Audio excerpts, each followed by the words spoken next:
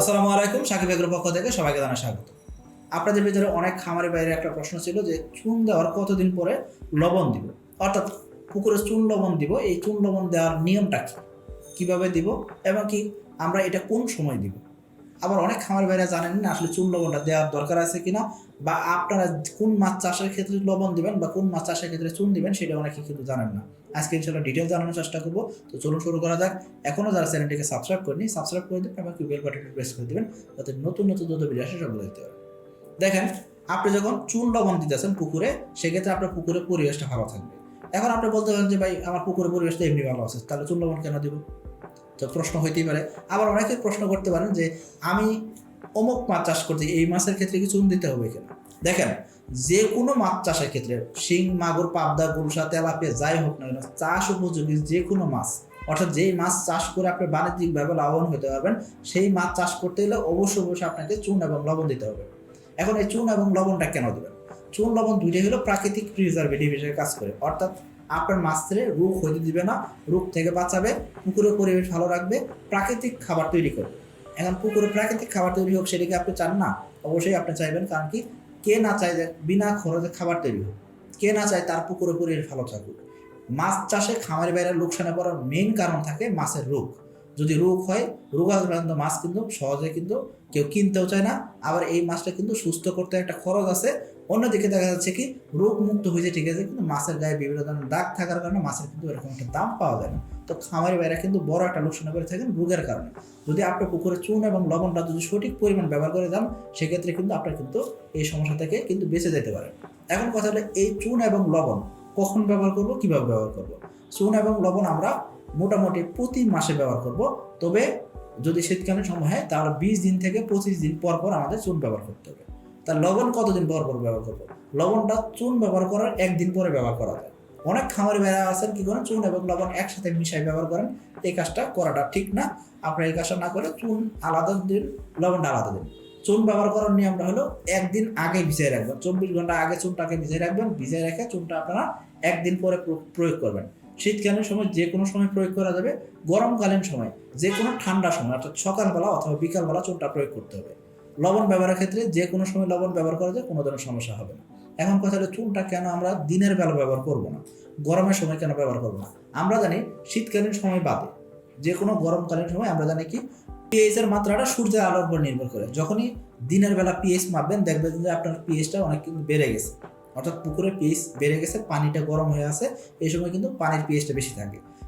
বিকালবেলা মাপবেন বা সকালবেলা মাপবেন, দেখবেন পিএইচটা কিন্তু কন্ট্রোল আছে। অ্যাকচুয়াল পিএইচটা কিন্তু আপনাকে কিন্তু শো করবে। পিএইচ মিটার দিয়ে যদি চেক করেন, অ্যাকচুয়াল পিএইচটা কিন্তু আপনাকে শো করবে যে আপনার পিএইচ কত আছে। তো এখন যদি পিএইচ বেশি থাকে, সেই সময় যদি আপনি চুনটা দেন, সেক্ষেত্রে পিএইচটা আরও বাড়াই ফেলবে। সেক্ষেত্রে কিন্তু না মারা যায়। এইগুলো মাছ শিকার করে খাইতে পছন্দ করে। এখন গরম চুন যখন দিবেন, তখন এইগুলো কিন্তু মারা যেতে পারে।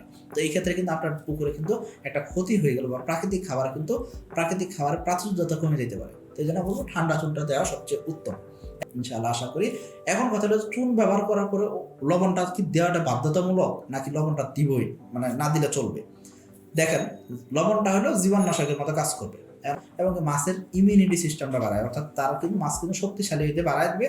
আরেকদিকে দেখা যাচ্ছে লবণ দিলে মাছের কিন্তু খাবার মতো একটা চাহিদা বাড়ে। অন্যদিকে দেখা যাচ্ছে কি মাছের শরীরে একটা দ্রুত সময় ইলেকট্রোলাইট, অর্থাৎ তাদের শরীরে একটা কিন্তু দ্রুত সময় কিন্তু একটা স্পিড বা তাদের একটা গতি কিন্তু বেড়ে যাওয়ার সম্ভাবনা থাকে, যার কারণে মাছ কিন্তু প্রাণবন্ত হইতে থাকে। তো এই জন্য আমরা বলবো লবণ ব্যবহার করা জরুরি। এখন কথা হলো, যদি লবণ ব্যবহার না করেন, এই ক্ষেত্রে অনেক খামার বাইরে আছেন যারা কি করে থাকেন, প্রোবায়োটিক ব্যবহার করেন। প্রোবায়োটিক ব্যবহার করলে কিন্তু আর লবণ ব্যবহার করা যাবে না। তার মানে কি, আগে লবণটা ব্যবহার করে নিয়ে তারপর প্রোবায়োটিক ব্যবহার করতে হবে। অর্থাৎ আপনি আগে চুন লবণটা ডোজ কমপ্লিট করবেন, তারপর যে কোনো ডোজ আপনার কিন্তু দিতে পারেন। সেক্ষেত্রে আপনার যে কোনো কিছু হতে পারে, কোয়েল থেকে শুরু করে বিভিন্ন ধরনের ডোজ আপনারা করে থাকেন, সেই ডোজগুলো আপনি কিন্তু করতে পারেন। তো আশা করি আপনারা বুঝতে পারছেন যে কতটুকু পরিমাণ দিতে হবে, এটা একটা বিষয়। চুন আমরা কি করবো, শীতকালীন সময় যদি মাছ চাষের ক্ষেত্রে হয়, শীতকালীন সময় আমরা 250 গ্রাম থেকে 300 গ্রাম চুন দিব। যদি মাছের রোগাক্রান্ত হয়েছে বা মাছ কোনো ধরনের সমস্যায় ফেস করছে, সেই ক্ষেত্রে 300 থেকে 400 গ্রাম পর্যন্ত চুন কিন্তু আমাদের দেওয়া লাগতে পারে শীতকালীন সময়। আর গরমকালীন সময় আমরা চুনটা দেবো কত, 250 থেকে 300 গ্রাম করে মাছ থাকাকালীন অবস্থায়। আর যদি আমাদের লবণ দেওয়ার কথা বলি, লবণটা আমরা 250 গ্রাম থেকে 300 গ্রাম দেবো যে কোনো সময়। যদি মাছ রোগে আক্রান্ত হয়েছে, সেক্ষেত্রে আধা কেজি পর্যন্ত লবণ লাগতে পারে। তবে লবণটা একদিনে না দিয়ে সেটা 2 দিনে দিতে পারি। 250 গ্রাম আজকে দিলাম, কালকে আবার 250 গ্রাম দিলাম, ওকে কোনো ধরনের সমস্যা হওয়ার কথা না। তো এই যদি প্রসেসটা করেন ইনশাল্লাহ আশা করি আপনাদের মাছ চাষটা কিন্তু অনেক সহজ হবে, মাছের রোগ ব্যাধি কম হবে, খামারি বাইরে আর লোকসানে পড়বেন না। কারণ কি মাছ চাষে লোকসানে পড়ার মেইন কারণ থাকে মাছের রোগ। এই রোগ থেকে যদি আপনি মাছকে যদি বাঁচাতে পারেন, আপনার আর্থিকভাবে লাভবান হলেন, অন্যদিকে আপনার পেরেশানি কমে গেল, মাছ সঠিক সময় বাজারে বিক্রি করতে পারলেন, সঠিক পরিমাণে খাবার সঠিক পরিমাণ মাছ উৎপাদন হলো, অন্যদিকে আপনার সুবিধা করেন কি মাছ নিয়ে আপনার কোনো বাড়তি কোনো চিন্তা করা লাগলো না। কালা সুন্দর আসে যে কোনো খামারি বাইরের কাছে কিন্তু যে কোনো পাইকার আসে কিন্তু ভালো দামে কিন্তু মাছ কিনে নিয়ে যাবে। তো আশা করি আপনারা এই যদি টোটাল জিনিসটা যদি মেনটেন করতে পারেন ইনশাল্লাহ আশা করি ভালো লাভবান হতে পারেন। তো এখন আসি যারা চিন্তা করতেছেন যে আমি তো তেলাপিয়া মাছ চাষ করতেছি, আমি পাঙ্গাস চাষ করতেছি, আমি ক্যাটফিশ জাতীয় মাছ চাষ করছি, এই মাছের ক্ষেত্রেও কি লবণের পরিমাণটা একই সমান হবে কিনা? চুন লবণ যে কোনো মাছের ক্ষেত্রে একই সমান ব্যবহার করলে হয়, কোনো ধরনের সমস্যা হবে না। যদি কোনো খামারি বাইরে আপনারা চিন্তা করে থাকেন যে আমি মাছ চাষ করে লাভবান হতে পারতেছি না, আমার সঠিকভাবে লাভ হচ্ছে না, আমার মাছ বড় হয় না, আমি তেলাপিয়া চাষ করতেছি, আমার মাছ বাজার বিক্রি করতে গেলে আমার মাছের দাম কম হয়, বিভিন্ন ধরনের সমস্যা ফেস করতেছেন, মাছের পোনা ডিম মাছ দ্রুত সময়টা বাচ্চা দিয়ে দেয়, ডিম ছেড়ে দেয়, সেক্ষেত্রে কিন্তু আপনারা আমাদের সাথে যোগাযোগ করতে পারেন। আমাদের মাছের সাইজ কী হবে, 4 মাসে আমাদের মাছের সাইজ হয় 3 পিসে কেজি, অর্থাৎ আমরা ছোটো সাইজের যে পোনা দিচ্ছি সেখান থেকে নিয়ে একদম 4 মাসে এই সাইজটা করা সম্ভব। অর্থাৎ আপনি 1 মাস থেকে 1.5 মাস নার্সারি করবেন, বাদ বাকি 2.5 মাস থেকে 3 মাস আপনি চাষ করবেন। এই সময়টা যদি সঠিকভাবে যদি আপনি যদি আমাদের বইটা ফলো করতে পারেন, আমাদের গাইডলাইনটা যদি ফলো করেন, এবং কি আমরা রেগুলার আপনাদের খোঁজখবর নেই, সেই খোঁজখবর যদি আমাদের সাথে যদি কানেক্ট থাকতে পারেন ইনশাআল্লাহ আশা করি অবশ্যই একটা খামারি অবশ্যই লাভবান হতে পারবেন।